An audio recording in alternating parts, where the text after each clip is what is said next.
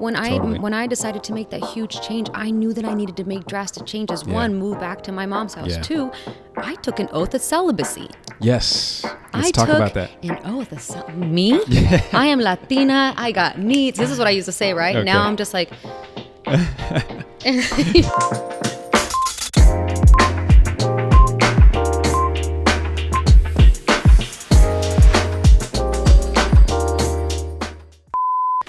Everyone, welcome back to another episode of Who Can Relate. Today is going to be a good one. We're back in the studio. We're back on the couch.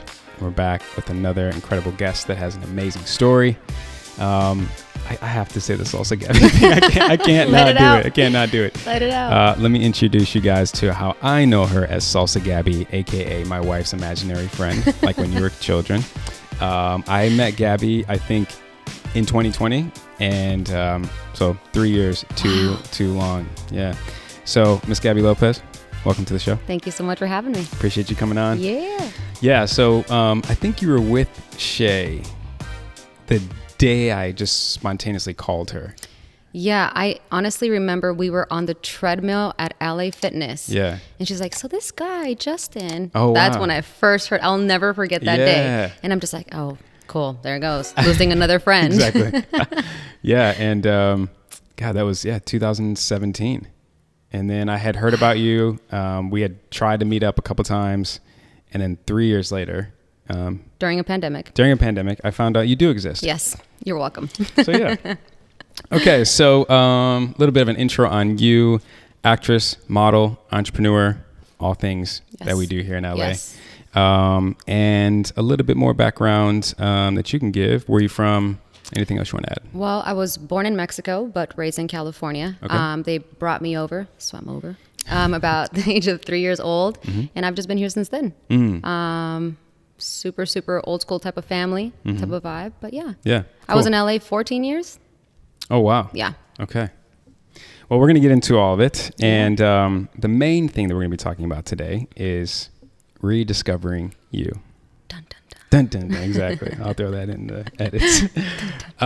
Okay. So we had our incredible pre-call yesterday, which helped me out a lot to structure the episode. Yeah. And so let's get into it. The first question I have is, why the rediscover, right? Like, what happened? Everyone has that, whether it's an aha moment, a crossroad moment, a humbling moment, etc. So give us a little. I mean, I would pin it on one specific moment, of course, but it was a sprinkle of moments that led to this big bang, right? And this big bang was this last breakup that I had, which was about, I'm coming up on a year ago. Okay. And it wasn't even necessarily about the breakup. It was a buildup of life that led to that moment, you know? And when I broke up with this person, it's not even that I was truly so in love with this person. It was just past emotions from past experiences and past relationships that weren't healed. And we'll go into all that. But having that moment, having that breakdown, it was a breakdown like I've never had before. I've had my moments when I'm down, when I've cried, I've been by myself. But this breakdown was life-changing. It brought me literally to my knees. We spoke about this, and I was crying in a way that I don't think I've ever cried in my life. Like bawling, sobbing, that out-of-body feeling when you can't control it, and you want to stop crying, but you can't stop crying. And I'm just sobbing and sobbing. And it's not that I'm special. It's not that I heard the word of God, but something literally, because I was like, God, what do you want me to do? What am I supposed to do? Like, I'm just talking out loud, like as if there was a person in front of me. And there was no like, oh, poor thing, pobrecita. Like, no, it was, are you done? Yeah. It was such a stern voice. It was like, are you done? Are you going to let me do what I need to do? Sure. And just in that exact second that those words came in, everything just kind of like, it was like such a deep breath of like, what was that? Yeah. And that initial moment, I don't even know how to explain what happened. I just knew I needed to change. Sure. I needed to shift. Something needed to, I had no idea what it was, but something needed to happen in order for me to heal, grow, feel free, feel at peace, which is priceless, something that everyone should try to achieve. 100%. So having that moment led me to so many things that trickled afterward. I was living by myself at the time in this one bedroom apartment. And it was the beginning of the pandemic. So it was the breakup and the pandemic and the uncertainty of the world. And I lose my job. All these things are happening. And I'm sitting in my house like, what the am I going to do? Sure. Can I cuss? Yeah, it's more editing for me. But yeah, you can. Okay, I won't. And it put me in that place of like, okay, you know what? First step, I can't be by myself. So then I moved into an apartment with 2 of my girlfriends. Great. Awesome. Because there were distractions. Right? I move in there. First month, awesome. I feel exactly the same. After that first month. After that first month, it was like as soon as the distraction was over, I felt that heaviness, that overload. I felt that it was just straight confusion. Wow. I just didn't know. I imagine as a 34-year-old woman not knowing, because at the time I was 34. I didn't not knowing how to evaluate or how to pinpoint my emotions was the wildest thing. I couldn't pinpoint what I was feeling, why I was feeling. Sure. So then me being in this house with these girls, I would work out, I would create content, and I was doing this and do it. I was so busy during a pandemic, feeling so alone, feeling so confused, surrounded by people, but so lonely, right? And I would sit with myself and I would pray and I would like, what am I supposed to do? Something isn't it. I've been in LA for 14 and a half years. And then I just sat there and I just prayed and prayed and talked. And I moved back home to my mom's house. At 35 years old, I got my stuff and I moved to my mom's house. Yeah. If you would have told me a year prior to the pandemic when I'm celebrating my birthday with my girlfriends and I'm having a great time and enjoy this because in a year you're going to move back home to a small town, a farm town with your mom and love it. Yeah. I would have laughed in your face. I wouldn't have believed it, you know? And the craziest thing is now sitting at my mom's house and doing things for my family and being with my family, I've realized that everything I've been searching for, everything that I was looking to fill all those things, it was me. Yeah. I was looking for me. Well, it's one of those things where as I had to find out, not so much the hard way that you did, right? At this particular time, I've had that breakdown before, but recently I found out that, who knew? Only you can complete you, right? I was like, first of all, why did this take me this long? I was 33 with this epiphany, but it was definitely a better late than never, right? And for me, more than anything, it was everything started to make sense thereafter. Right. And more specifically, my relationship started to make more sense thereafter. With yourself or in general?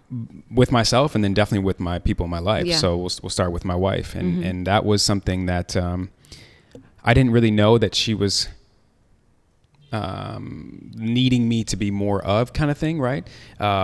She wouldn't necessarily just tell me, I'm a very black and white, you got to just tell me what you need me to do and I'll do it kind of thing. But it's hard for me to sometimes read between the lines. Right. And so... But she kept saying over and over, and I said this in the show a couple of times, she felt like she wasn't good enough for me. She wasn't enough for me. No matter what she did, it was always like but it wasn't, sustainable. And I had this infamous call with my therapist, and he hit me with that, only you can complete you. And ultimately, Justin, what is it going to take for you to be happy? And as we talked yesterday, that was such the hardest question I think I've ever had to answer, which is wild when you sit down and you break it down. But I just realized that I wasn't truly happy with myself. Yeah. I wasn't fulfilled, right? There's a difference between having success and then having fulfillment. I had the success, but I didn't have the fulfillment. And there was still somewhat of a facade that I was putting up.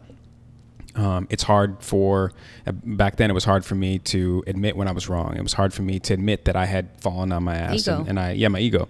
And then just this too much pride. Yeah. Right. And as Sade so beautifully says, love is stronger than pride. And Shay, as you know, if you were to define her in one word, it would be love. So I factor all this in, and some of the things that I know you can relate to is I realized that I kept taking the same me, right, into new relationships. I kept taking the same problems, the same bad patterns, the same triggers, and ultimately realizing, well, here it is. You're repeating instead of repairing. I used to always think that women could repair me, right? Women could repair my flaws. Like they were supposed to give me the answers to my tests, which is crazy. And so it was a long time coming. For me, ironically enough, I was in a marriage figuring this out. Right. I would say lucky for you, you were single figuring this out. Right. Because bless Shay's heart, I put her through, a lot of stuff, unfortunately, that she didn't deserve. And nothing crazy. I had all these questions, and I was thinking she could give me the answers. Right. So when it comes, back to you and you having that moment, your crossroad moment after the breakup, I know you told me yesterday that you had that realization, like, you know what? I can't keep going from relationship to relationship, right, thinking that, like, okay, this one will just cure all. And I found myself knowing, like, I was almost purposely dating unavailable people, which was the wildest thing, right? Sure. I almost already knew the outcome, but I would just ride this wave, and it was unintentionally, intentionally. Sure. And me right now, it almost feels like an outer body way of saying this, but I'm like, what were you doing? And I found myself, I didn't know, this is the craziest thing. I've been preaching since I've known Shay, self-love, empowerment. I mean, I'm constantly speaking about these things, right? But I didn't know that I didn't believe it. Right. I didn't know that I wasn't self-empowered, self-love. I didn't know that. Same. Now that I look at myself, I'm like, there was no self-love. There was no true connection to the value that I hold. Sure. I didn't see myself as a person of value, and I kept dating these people, and I'm not a serial dater. We'd date for 6 months to a year, and then I'd be single for 3 months, 6 months, and then I'd meet somebody else, and if it was a good vibe, we'd start dating, you know, and when these people would complain, like I had a boyfriend who would say, we're always arguing, almost like if we didn't care about each other, we wouldn't argue. Sure. We argue because we care about each other. Yeah. But that's wrong. You're trying to normalize it. But it's wrong, and me now, I'm like, no, that's absolutely wrong. You shouldn't argue all the time. That isn't that is not an expression of love. Sure. But for me at the time, if I would tell him, the day that I stop, fighting with you, that's the day that you should be worried. Oh my God. I used to say the same things. Wow. Isn't that crazy? I used to always say, when I'm quiet, then you worry. Like when I'm silent and I don't say, then ask questions. But right now, I care so much that I'm going to argue with you, kind of thing. Which and is I didn't so even know how to communicate, how to speak, how to even bring. And I know it all stemmed from ego and insecurity, and obviously me not seeing my worth or not like. It was just a domino effect of things that I was not aware of. But I was thinking last night after a pre-call, my past relationships and situations, and how I did the same thing with every person. The last guy that I dated, and he would always be like, why do we argue so much? I was like, because we love each other. Yeah, that's crazy. Shay would tell me the same thing. And what was scary is she said, this is normal to you. And I was like, yeah. It's so sad, because that's the word I'll use. It's sad because I didn't know another way. Like Shay would be like, it doesn't have to be like this. And in my heart of hearts, I wanted to believe her, but deep down I was like, how? Like what does that even look like? Are we going to watch a TV show? Yeah. Or you're saying, we can do it. Yes. How, Sway? Yeah. I was like, you got the answers? Because I have no clue. And that was when I started to realize that it doesn't always have to be on my terms either. Right? Swallow that pill. Swallow that pill. And here's why it's easy to swallow that pill, at least for me. Now. Yes. Thank you. When you're with the right person. Correct. And here's another hack too. When you can think in the long term. Sure. As opposed to the short term. Sure. I used to say this line to Shay. It was terrible. I used to say, when we had conflict, I used to say, I didn't sign up for this. Oh, I've heard that. They've said that to me. It's not what I signed up for. That's hurtful. AKA, you get your stuff together. Yeah. Not me. I know. You, right? I used to say that. And then I just, through therapy, through podcasts, through books, through all the self-work, realized, instead of pointing the finger at everybody, right?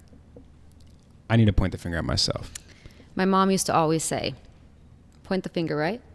Look at your hand. You're pointing 3 towards you. 1 towards them. Ooh, that's good. Right? Wow. Yeah. That's great. Yeah. She's like, before you do this, realize that you're pointing 3 at yourself. Wow. So reevaluate this before you start blaming everybody else. Easier said than done. Hello. But that's amazing to keep at the forefront. Yeah. I mean, it's easy to blame everyone, right? It's again, back to the pride, too much pride in your ego. But again, when you're with the right person, so many things just become easier. The other thing that we said is we normalized arguing and conflict. Shay and I have, as we call them, healthy challenges. Okay? Because there's a big difference between like a conflict and then a healthy challenge. Sure. because we kind of moved pretty fast according, to like society, whatever standards. But the thing that we lacked was time. And then with time, you lack experiences because you don't really have them. So we took these healthy challenges as moments of opportunity, as moments of getting to know each other more. How do you fight? How do you communicate in times of conflict? What are your triggers? Here are mine. What are your bad patterns, right? Essentially, you're exposing yourself. But again, when you're with the right person, it's easier to do that. You don't fear getting judged. You don't fear being rejected, right? And especially when you have that long-term mentality, that security. Exactly, the reassurance. So it's a beautiful thing. But I think at the end of the day, overall, for the ones who are jumping from relationship to relationship, sounds like that was both of us, the ones who keep... You're the common denominator, but you're stuck on stupid. Yes. And as opposed to being like, oh, maybe it is me. And then you blink, and then you're in your mid-30s.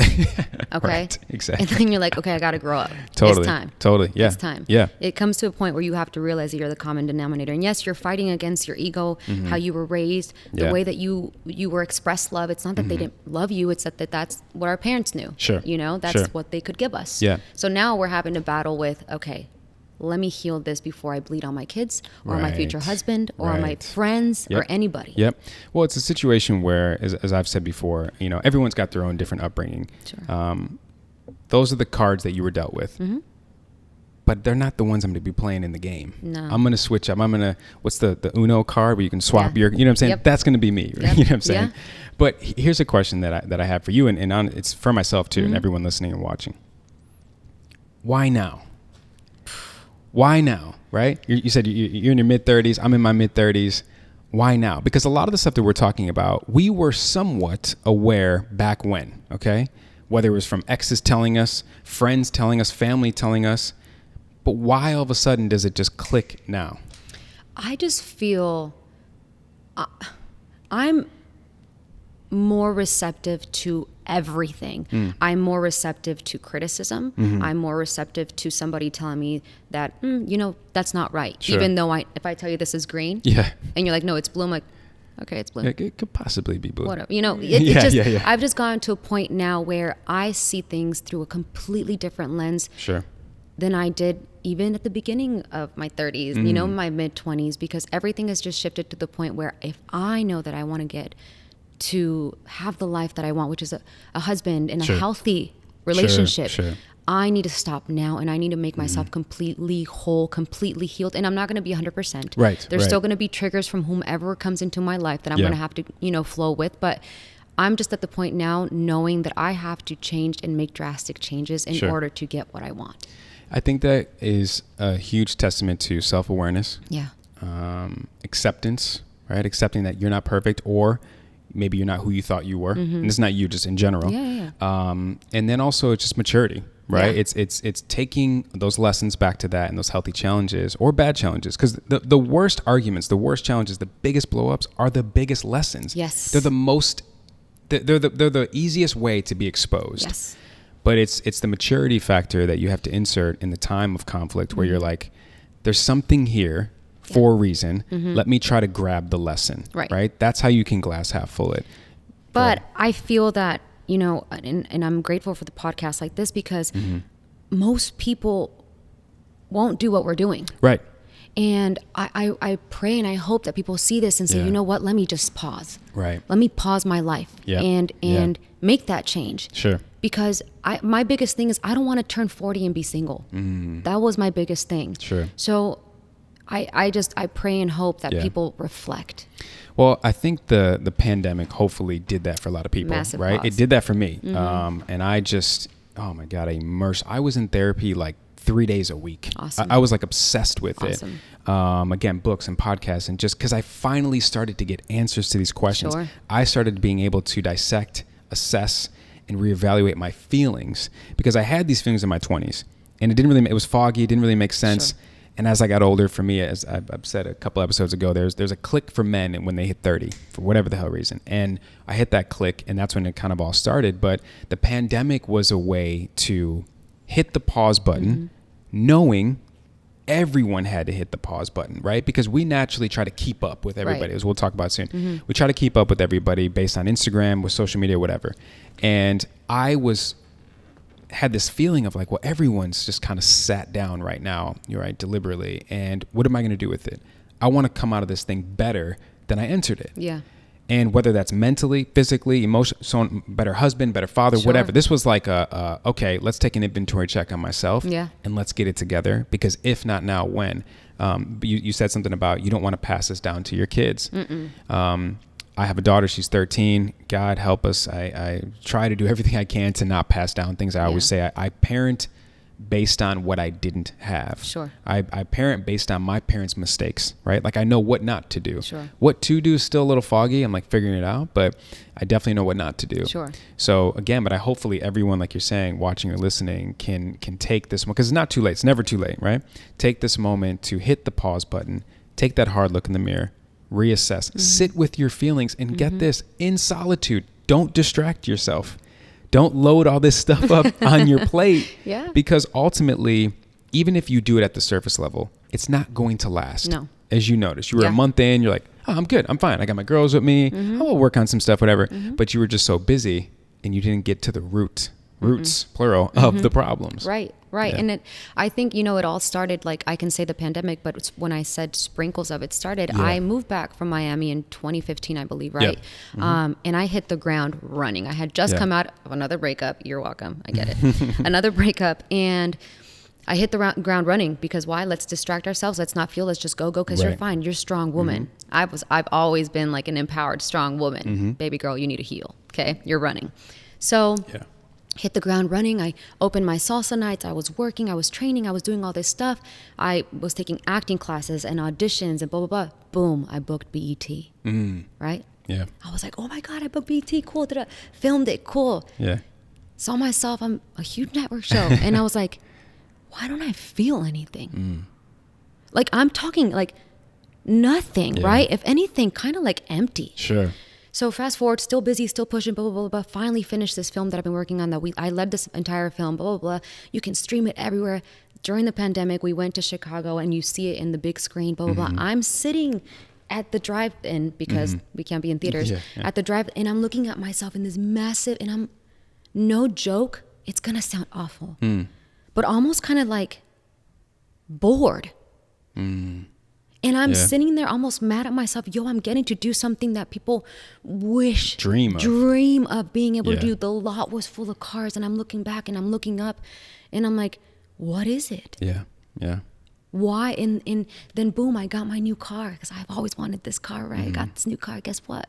It drives just like my last car. Still get you to A to B. And it just one thing after another. It wasn't people. It wasn't jobs. It wasn't money. It wasn't things. And it just got to the point that I wish I would have shaken myself up when I came back to LA in 2015 and be like, you know what? Before you land here, just go home for a little bit. Yeah.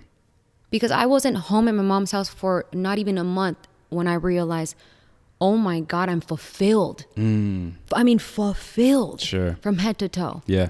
That's a different type of love, man. Yeah. No, for sure. Self-love. Yes. It's not selfish. No. It's important. Yes. It's necessary. Yes. It's essential. And that's really important. I struggle with the idea of what success looks like, right? And I've achieved a lot of things in my life, and I've had moments of emptiness. I've had moments of like, this is it? This is what I've been like working so hard for, and I got this car, and I'm like, I mean, it's cool. You know what I mean? Hard, and it's like I'm not grateful for it. No. But it didn't fulfill what I thought it would. It didn't fill that void, right? And I think, as we talked yesterday, when it comes to people, right? So if you're going from relationship to relationship back to that, people try to fill voids with other people. It's so unhealthy. Which is one of the most, if not the most toxic thing that somebody can do. But you said it perfectly yesterday. You said how unfair and selfish of us to do this to other people because you're harming other people. So you're hurting that person. Now this person's going to go to this person with the hurt you gave them. Sure. So it's a trickling effect. And what happens is there's this great analogy where this father and son, and the son has a really bad temper. And he's like, look, the father goes, I'm going to try to help you out with this. He said, grab a hammer and grab a nail. And every time you blow up, I want you to go in the backyard and hammer this nail into the fence. So a year goes by, there's all these nails in the fence, right? And then the following year, he's working on it. He's getting better. And the father says, great. Every time you feel like you're going to explode, but you don't, you can control it. I want you to go back to the fence and remove that nail. So now all the nails are gone. And here's where it ties together. If you're dating all these people over and over and over, right? You're putting nails, we'll call it, in their heart. And let's say you come and you apologize. I'm so sorry. I didn't mean to do that, but right? You remove the nail, okay? But here's what happens to the fence and that heart. The hole is still there from the nail. And depending on how many nails you put in and how many holes there are and how many wounds and how many scars and how many triggers and patterns, it can mess a lot of people up. Yes. All because you were too selfish to work on yourself. Yeah. Because you were too selfish to take that hard look in the mirror and to realize it's not necessarily them, it's me. Me. Accountability. Accountability It's a scary thing. It is. And it is painful. Totally. Oh my God. It is painful. It's emotional. Yes. It's painful. It's frustrating. Let's talk about frustration because with it pisses you off that this whole time you've been looking, why does, it never works out for me? And like, I loved him. Like I gave him everything. But I said this the other day. I was like, what if you loved yourself the way that you've loved all these people? 100%. What if you gave yourself the same amount of love? Yeah. There's a lot of times where I sit and I should tell Shay this more often, but I sit and I think to myself, thank God she waited for me. Because a lot of times where when I started to have realizations of my evolvedness, when I had like flashes of who I could be, my potential, right? Sure. And I would think about, okay, well, maybe if I get to that level, maybe it'll work with an ex, right? Because you have that thought, oh my God, I was an idiot, I was stupid, and I was just not myself. Let me try to go back. But here's the thing, how you give yourself to someone at the particular time, because timing's everything, it happens for a reason. Sure. I want people to know, just because you've done all this work and you're this evolved person, right? You're living your best version of yourself. It doesn't mean it's going to work with an ex. And here's the other thing too, back to those scars and those holes in the heart. Some of those can't be repaired. No. I don't care if you're newfound Gabi, it doesn't matter. It's just, that bridge is burned. The ship left. To be honest, I wouldn't want to go back to, because I feel like I let in, how can I say this? I let in based on how I valued myself at the time. Not saying they're less, not saying I'm above, not saying anything. I'm just saying what I accepted then, me who I am today, I can't even picture myself dating these people. Exactly. And nothing against them whatsoever. No. Yeah. It's just, I can't even see myself putting myself in those positions. Some people are seasonal, some are for a lifetime. And those seasonal people are coming into your life for a reason. Yes. Grab as much, not in a selfish way or a taking advantage or for granted way, but just learn. Grab as many lessons as you can. But yeah, there were so many moments where I would think to myself, thank God Shay held that space for me. It takes a special person to see the potential in somebody. Absolutely. But believe what they're showing you, right? Because you can't just live in the potential world. But as Shay told me, and she said in an episode one time, because a lot of people are like, how did you know to wait for Justin? She said, I saw the work he was putting in, right? Consistently, right? I saw the action. I always told Shay, like, I want my actions to speak so loud, you don't even hear my words. Awesome. You can be deaf and watch me work, kind of thing, you know? So for people out there, if you're like, kind of the steps and how-tos, stay consistent with the work. It's going to be uncomfortable. It's going to be emotional. It's going to be frustrating. But ultimately, it's still never even as bad as you think it will be. No. And the outcome is worth it all. Yes. Like you said something, you said when you moved back, when you back home with your mom, you had this sense of like peace. You were a lead and helped basically create a movie. Yeah. You were on a major TV network. Yeah. You bought your dream car at the time in particular. And there was so much that you still needed to fulfill and have that peace. Yep. And here you go back home for free. And then you have where all I would this. have never have thought. I mean, exactly. I still sometimes, and when I tell you, I spoke about this the other day on one of my lives. I'm like, I never thought I would say it. Like, I'll never move back to Visalia. Sure. What am I going to do here? Right. Now I'm like, I wonder if I can purchase a home here. Like, I look around and I'm driving around and I'm looking at these ranch homes and like, it's just different. Well, it's important though, because you listened to some inner voice that you had. Yeah. It's important for people to not block that voice out. At the end of the day, when you think about, there were so many moments where you probably had the thought. Yeah. And you're like, that's crazy. I would never do that, right? But sit sometimes again in solitude and silence and just listen to what your body, what your intuition, what your gut is telling you. It's telling you for a reason. And again, I think everyone, and maybe you could relate to this. Did you feel in a sense like, I can't move back home because if I do, that means I failed? I think I was so afraid of seeming as if I gave up or if I quit or if it's such a fear, right? What are people going to say? Sure. Like, oh, if I move back home, they're going to think that I'm going to be really frank and I'm not going to cuss. I can give Care two. less. Yeah. You know what? Yeah. I wake up in peace. I go to sleep with peace. I get genuine love from my niece and my nephew every day. My mom cooks me breakfast first of all every morning. It's just, I wasn't afraid to do it, and I didn't quit. If anything, I'm moving more than I was before. Why? Because my soul is at peace. Yep. I always say this, sometimes you got to pull that arrow back so you can be shot to where you need to go, right? And if we just didn't worry about so much what people... Baby, no one's paying my bills. I am. And even if they were, honey, no. It's especially not worth if it doesn't bring you fulfillment or happiness or joy. No, because you will never make everybody happy. And even as a partnership, you're not always going to make each other happy. Nope. There's always going to be a constant, teeter-totter between each other, right? So why not make yourself happy and make yourself whole? Yeah. And if you're in situations, whether it's relationships, jobs, whatever it is, friendships, if it no longer serves you, you have to let it go. Stop trying to force it. If your ego kicks in like, you know what, the hell with that. I put in too much time, too much money, too much effort. I'm going to get my ROI. It's not worth it. You're damaging yourself. You're damaging them. We talked yesterday, like nothing necessarily is a waste of time, but to some degree, you're just blocking your blessings. You're blocking for what's meant to come into your life.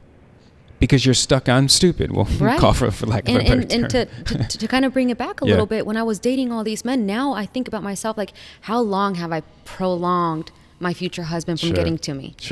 Or prolonged, because what's in your control is how long did you prolong your self-work? Right. Reevaluating, rediscovering yourself. Right. Which feels amazing. You could have had this 4 or 5 years ago. Man. You know what I'm saying? My collagen would have been a little exactly. Been less stressed out. So let's pivot into what does rediscovering yourself look like now? Obviously, you move back home and stuff like that, but and also, what was that journey like in a way when you had to realize, okay, this doesn't work for me anymore. Let me switch it up. This does work for me now, etc. I mean, I think it's a little bit of everything. I said this earlier. I've always believed that I was a person that spoke about like self-love and encouragement and doing all this stuff. I love making people feel good. Like I always say, if you come around me, I want you to leave empowered and whatever, So I would remember that I would grab my phone. I used to do the thing. I would grab my phone and be like, hey, it is Sunday. Let's not hate this day. You got this. You got, like, I'm that person, right? I would think that I meant it. I wasn't feeling any of that, right? So redefining myself was like, I want to be intentional with every single thing that I do. Right. If I'm having a crappy day, you know what? I don't want to look at y'all today. I'm having a crappy day. Why? Because people will relate so much more to you having a... Hence the show. See what you did there? Appreciate it. To you having a real authentic self. Like, it's cool to be positive, but you know what? Today I woke up pissed for no reason.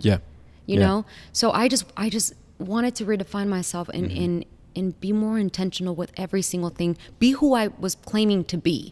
You know? And now me, I want to say I'm not 100%. I'm still learning every day. But whatever goes on, whatever I do it with my full intention. 100%. And that way you'll have no regret. None. And that, again, applies to every aspect of your life. There's a great quote that says, how you do anything is how you do everything. I always say, because I teach classes, fitness classes, and I say, how you do during the warm-up will let you know how you're going to do during the work. So if you're going to half-ass the warm-up, you might as well just stop now. And if you're not going to stretch and foam roll and recover afterwards... Don't come to me. Do everything with full intention, which is... it's not rocket science, no. But apparently it's also not common sense either. But don't be afraid to do it. Jot down the steps. When I decided to make that huge change, I knew that I needed to make drastic changes. One, move back to my mom's house. Two, I took an oath of celibacy. Yes. Let's talk about that. An oath of me? I am Latina. I got needs. This is what I used to say, right? Okay. Now I'm just like, It's all changed. Totally. I'm at church every Sunday. Like things have just shifted and things have changed, and it's been the coolest thing. And I think taking that oath of celibacy has put me in a place now where everything is so clear. Yep. My direction, my choices, everything. Yep. There's a clarity that I can't even describe because I'm not being, my energy's my energy. I believe in soul ties. I believe that when you give a little, you take a little. So it's like everything now is making sense. So let's talk about, you said like me, like I'm saying that, right? You said something yesterday that was important to share. You said you used to lead with your body. Oh, yeah. Whether it was on your social, whether you were going out. Oh, yeah. You used to lead with your body. Let's talk about that. I mean, I guess now I know it was because I was so insecure, but I would never wear anything like this loose fitting that might make me look a little no, never. I would be tight, boobs out, legs out. I would always constantly lead with my body because that's all I kind of knew. I knew that if I led with this, I was going to be accepted, let's call it. Sure. But not knowing that I was doing that. And now I like to think that I have a beautiful personality, that I have a big heart, that I care about people. More to offer. That holds so much more value than all of this, And then I found myself at the time, this is when I was living in Miami, I'm like, oh, I'm going to get my boobs done. Oh, what if I go and get my butt done? Oh, what if I go and do all this stuff? And it wasn't because I wanted to feel good. It was because, if I do this, I'll get more attention. Or if I, not on purpose. Like I wasn't, it was almost an accidental way of living my life because I wasn't dumb or naive, but it was kind of like, man, I don't even know how to explain it. I think you were trying to fit in. You were trying to be accepted in ways that, like you said, you were guaranteed going to be accepted. You were 100%. guaranteeing yourself to get that attention. 100%. And it feels good. Let's be honest. It feels good to be accepted and get that attention. However, it's the wrong attention. But it wasn't the attention that I wanted. Oh, okay. Does that make sense? Yeah. So I knew what I was doing, but I always wanted to find love. Okay, Baby, you can't do one of the, you know what I mean? Pick and choose. You got to pick and choose. You can't do both. And now that I see all these things and I talk about these things, I'm like, baby girl, I wish I could have just shaken you 5 years ago. Yeah. I said something on an episode 2 weeks ago, dating in your 30s. And it was a little controversial, but I'm curious to hear your thoughts on it. This was not scripted, but I know you can handle it. I believe, as a man, and I'm sure women can say the same thing about men, there are certain women, certain men for certain things. If you're leading with your body, right, and you're at the club, or you're even just out and about, forget about the club, what are you portraying and what are you showing men, right? Probably not the wife material. Right. And again, it's some of it is like there's more to it than just what you're wearing. It's how you're present yourself, and what you're doing. Exactly, your energy, right? And if you're just like flaunting or flashing, etc. It's like there's a way to conduct yourself. It's called class. Right. It's called I would rather see you and know how much confidence you have. Right. Know how much your self-worth is. Know you have a whole value system. Know that you're not here to play games. And know that you want me, but you don't need me. Right. That's what I'm looking for in a future wife. And someone who has led with her body, or someone who is women out there are leading with your body, and you're wanting a husband, it's like, let's just start with the whole presentation package. Yes. First impressions is kind of everything. It's kind of a big deal. Who knew? And it stems, you said this yesterday, it's like women are like, well, I need a man that does this and does that and does this, and he better have his money right, he better have this right, he better go to church. Are you going to church? Do you have your money right? Do you have a plan? Have you healed your wounds? We can't demand things that we are not doing ourselves. We're not willing to do ourselves. Right. So I couldn't be dressing how I was dressed. And I was never the one, not maybe go ahead, twerk, whatever you want to do. But I was never the one Sure. I was always just chilling, whatever. But if you're wearing what you're wearing. Right. Like you're sending a certain message. You're sending a message. So you got to put the work and you got to put out what you want to receive. That's just how it is. That's just how it works. Very, very simple. It is very simple. And that's one of the things Shay and I, we met, as you know, on Instagram, and we both did our research on each other. And I remember looking and I was almost, because I wanted a wife at that particular time. And I was almost looking to be like, please don't let me find something. I'm like, I can't. And not that I would judge a book by its cover. Right. I would still entertain. I'm not going to say if it was just one photo. Although for Shay, there was one photo that made her think twice. Out of the 500 and something. Nonetheless. I need to see this photo. After she got to know me, it was like, and my goal is always for people to forget that I model. Like, don't even that's what I do. It's not who I am, kind of thing. It's a job, and sometimes I have to have my shirt off or whatever, but that's not who I am. It scared me at first, if I'm being honest. When I saw your page, I was like, can we trust him? Yes, fair enough. And maybe like a year prior, you wouldn't have been able to trust me. Yeah, you know what I mean? And sometimes, and when I say trust, it's not just infidelity. Right. It's trust, like, what are his intentions with you? Right? You care about Shay. Yeah. Shay's a good woman. She's in the wife category. So take the cheating off the table. What are his intentions with you? Sure. Does he want kind of the same things you do? Is he going to waste your time? Is he going to cause scars, holes, wounds in your heart kind of thing, right? So, because when you get to a certain age, you're like, I know who I am. I'm very confident in who I am. I love who I am.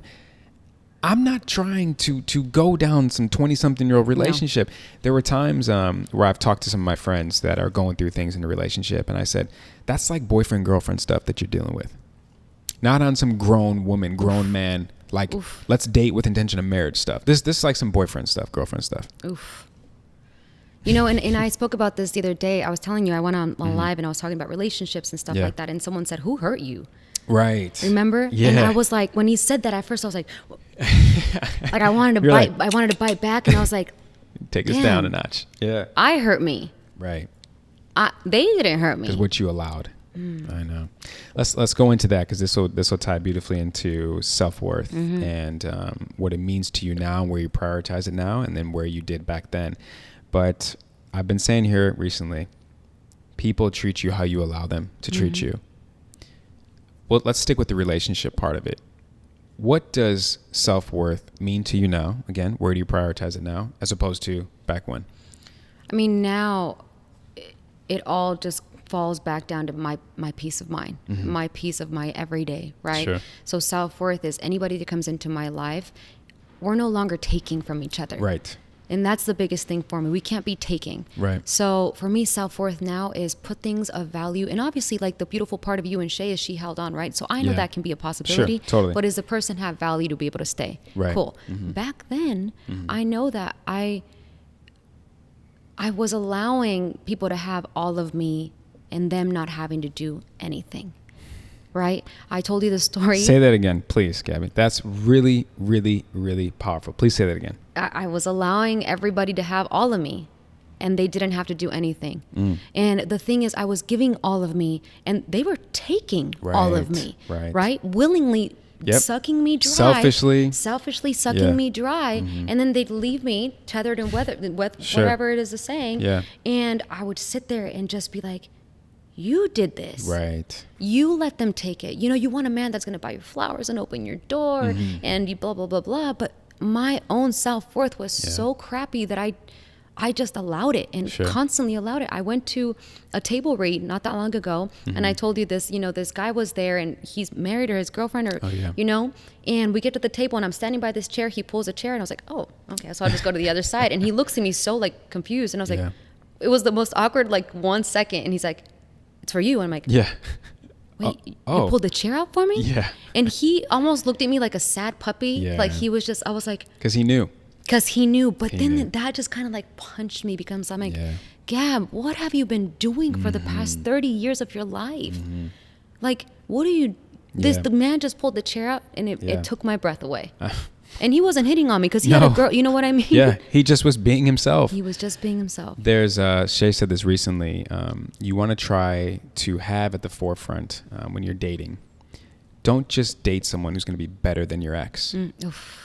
Don't just date someone who is showing you basic, should be everyday things. The chair should be pulled out for you. The door should be open for you. You should get someone who's willing to commit. Yes. Who's going to call you back. Yes. Or going to let you know why he couldn't call back. Can we please stop celebrating because the guy calls you or texts you? Yeah. Listen, these are basic. When I hear my friends, oh my gosh, he called me like 3 times today. I'm like, I'm just going to go like this.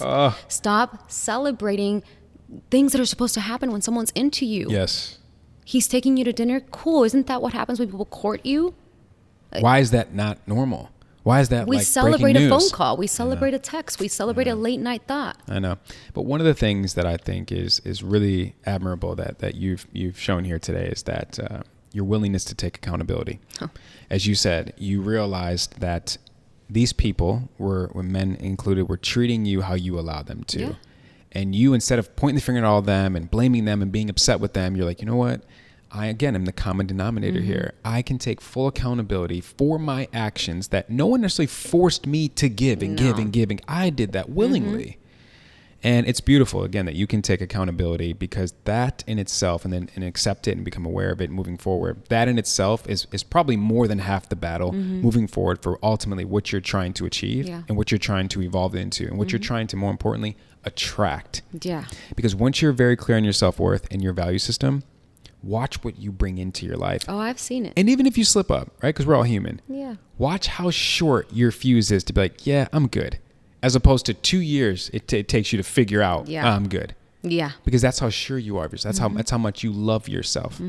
So I totally admire that. Thank you. So as we can recap, because man, this was empowering. It's very refreshing for me, for sure, and I'm sure for everyone listening and watching. Definitely. What would you say would be a final takeaway?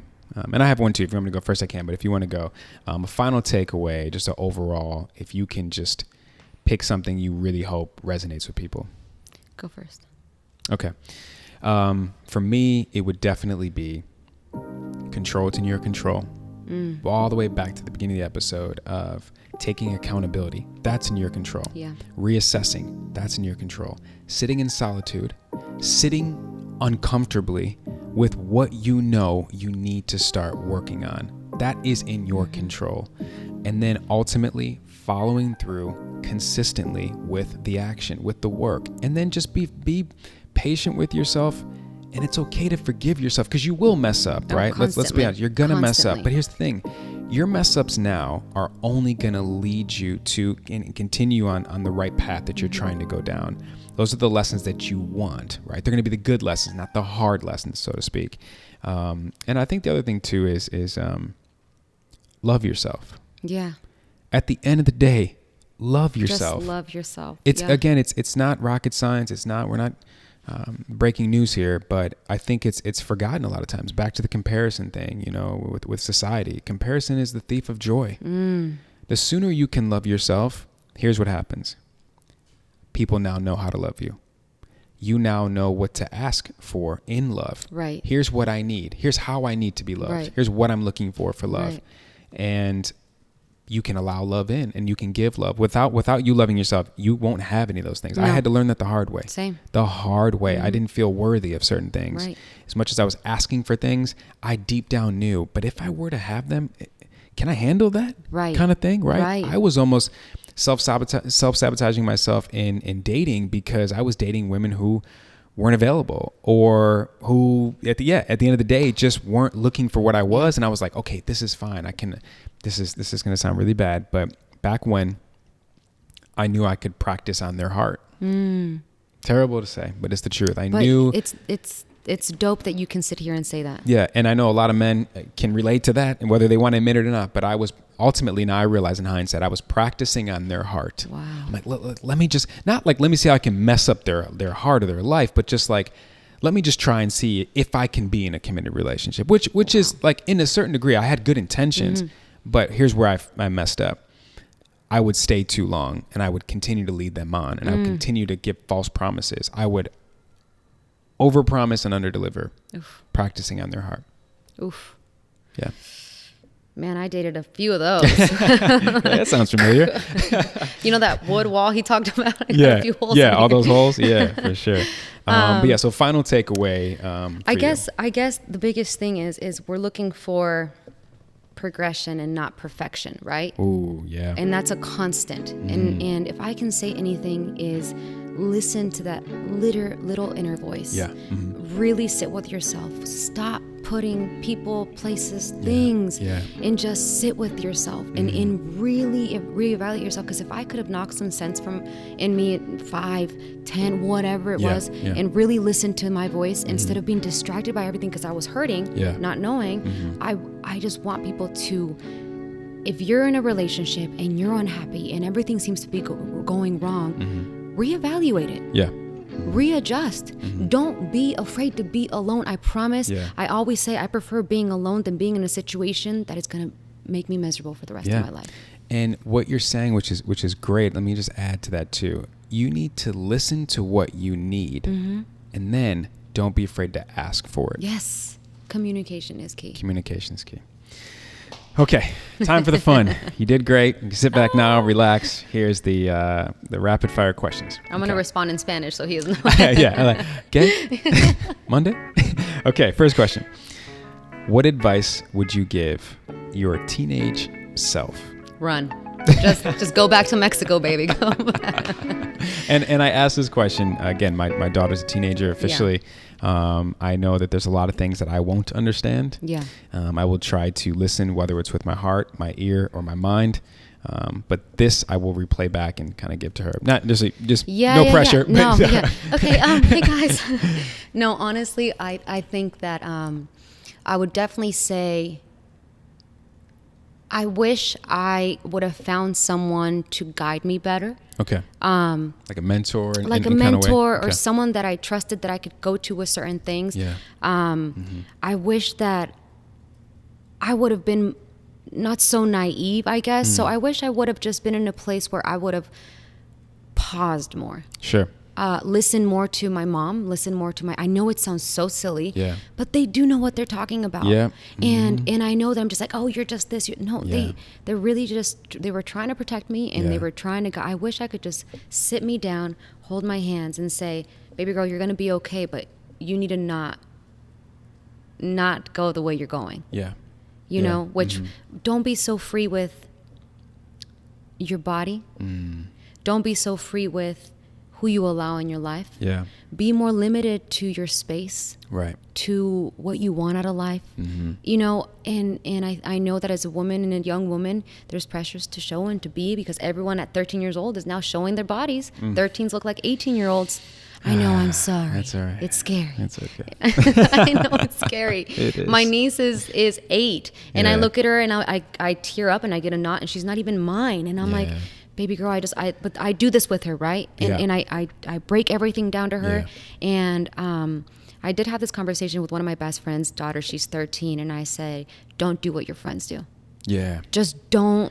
Before you do anything, talk to somebody that you trust that is not within your age group. I know. That's so hard, right? 'Cause peer pressure, right? Peer pressure. You don't want to be the oddball out. But what's beautiful that you're offering for your niece, whether she realizes it or takes you up on it or not, you are providing that mentorship in a sense to her, which is amazing. Yeah. Okay. Question number 2. What is your biggest goal for 2021? My biggest goal is to finish remodeling my mom's house. No, I think for me, there are a few personal healing points that I really want to get to a point where I speak on them, and I don't feel, that little that little anxiety push that you get. I'm doing a lot of work, therapy, and all this stuff to be able to speak on this and not get that shaky feeling. Sure. So run towards the fear. Yeah. Not away from it. Yeah. Okay. Question number 3. What's one motto or mantra that you live by? One motto or mantra that I live by. Forgive. Never resent. Yeah. There's just so many, but I think my biggest one right now that I'm working on is progression and not perfection. Yeah. Done is better than not done. Yeah. Amen. And that's one of those things. I mean, I'm a perfectionist. I definitely struggle with just actually doing it. I have all these ideas and I'm running about all these people and I have every resource that I need, but it's so hard for me to pull the trigger. But it was a big struggle for me with this whole show, and I'm super grateful that I was able to. You're doing amazing. Thank you. Pull that trigger. Okay, 2 more questions. Okay. What do you want to be known for when you leave this earth?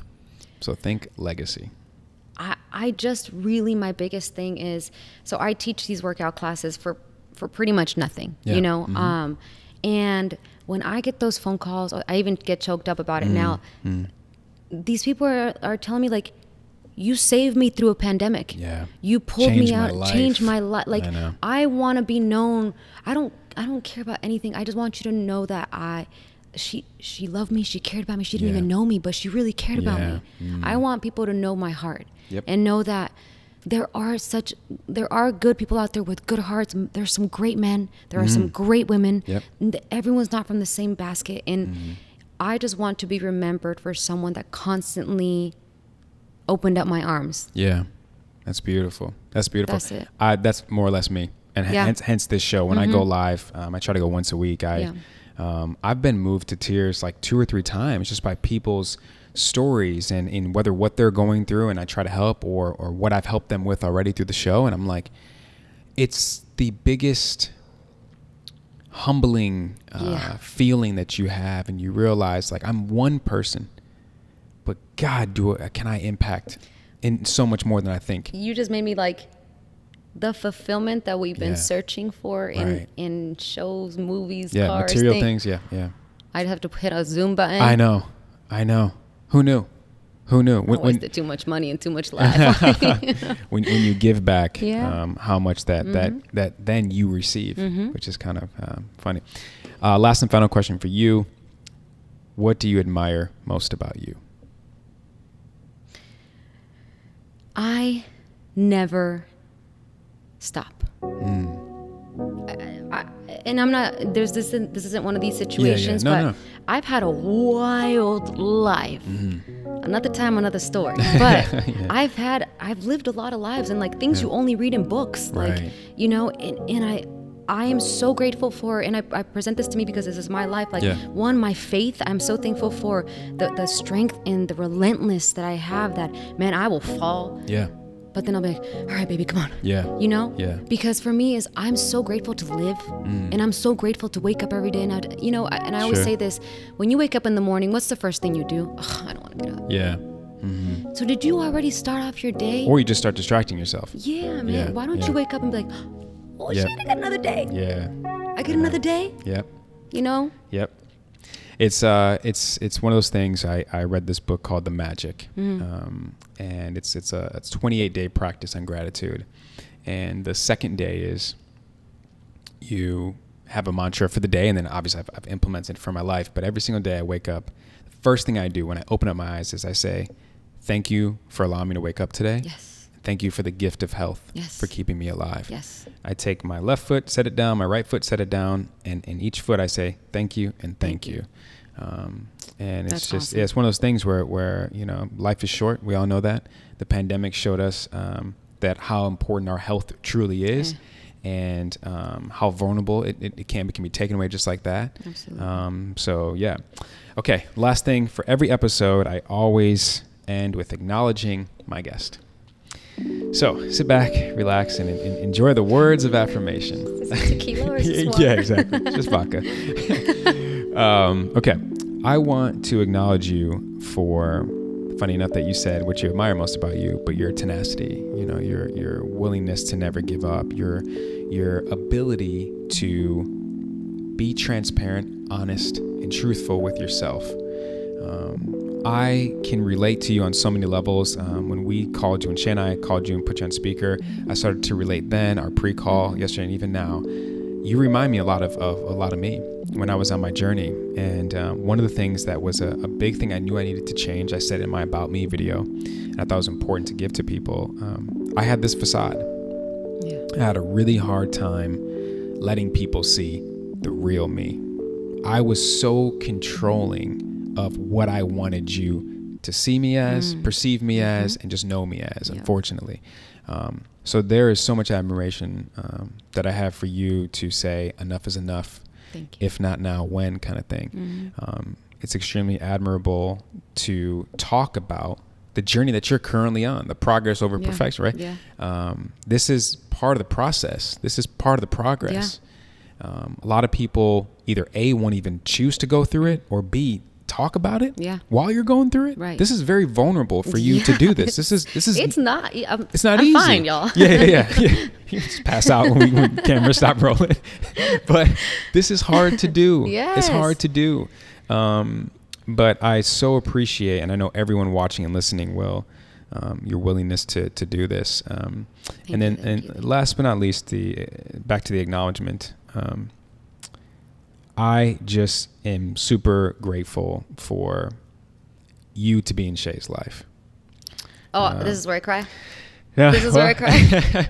There's I have learned the hard way that you are who you surround yourself with, and the ones that weren't meant to be in Shay's life are no longer here. And the ones that are, I know she's extremely grateful that they're still here, and I am as well. I know that it takes a village, right, to go through life. And I'm extremely grateful that you're a part of her village, which in a sense is a part of my village and our village. Yeah. And so that I know Shay's there for you, but so am I. And whatever I can offer and give, I'm pretty good at the male perspective. I'm pretty good at putting holes in back then in people's hearts. And now I don't anymore. I can tell you why I did it and how I changed. But just super super grateful. I feel the same way. Shannon is very dear to my heart. You know, she has seen the evolution of Gabi. She has seen the real evolution of Gabi. So it's beautiful. Friends like her don't. People like her don't really exist, and I'm very fortunate to have her and a sprinkles of others. So equally as grateful for you too. Thank you for being awesome and taking the time to make yourself good enough for my Shay. Appreciate that. I'm still trying, but baby steps. So thank you so much for coming on. Super grateful. Thank you. I'm super excited for everyone to watch and listen. Before we go, I almost forgot, where can people find you? Just good old Instagram, Gabriela Lopez LA. Nice and simple. Cool. I'll make sure I throw it in here a couple times throughout the episode. Thank you again. Thank you so much.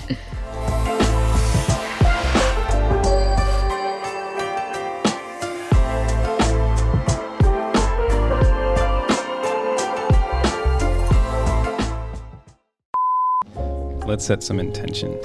Let's do it.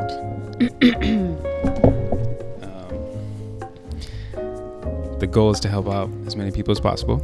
Yes. Which you for sure will with your super inspiring story. And appreciate you coming on. This is going to be really Thank dope. you for having me. Of course. Okay. The intro, just Salsa Gabi. Salsa Gabi. I asked her, like, do you have an intro? You want me to, like a script or anything? She's like, no. I'm like, it's cool. I'll just freestyle it. She's like, Salsa Gabi works. Could you imagine? Okay. Do you want me to call you Gabi? Yeah. Or Gabriella? Gabi. Gabi Lopez. Okay. There's our clock, by the way. Cool. Actress, model. Sure. In LA, you do everything. Yeah. Entrepreneur. Sure. Actress, model, entrepreneur. Drug lord. Cartel queen. Cartel queen. Yeah. It is. Okay. Teresa. That's it. Call me Teresa. Call me T. Okay. Alrighty. Another day in paradise. Here we go.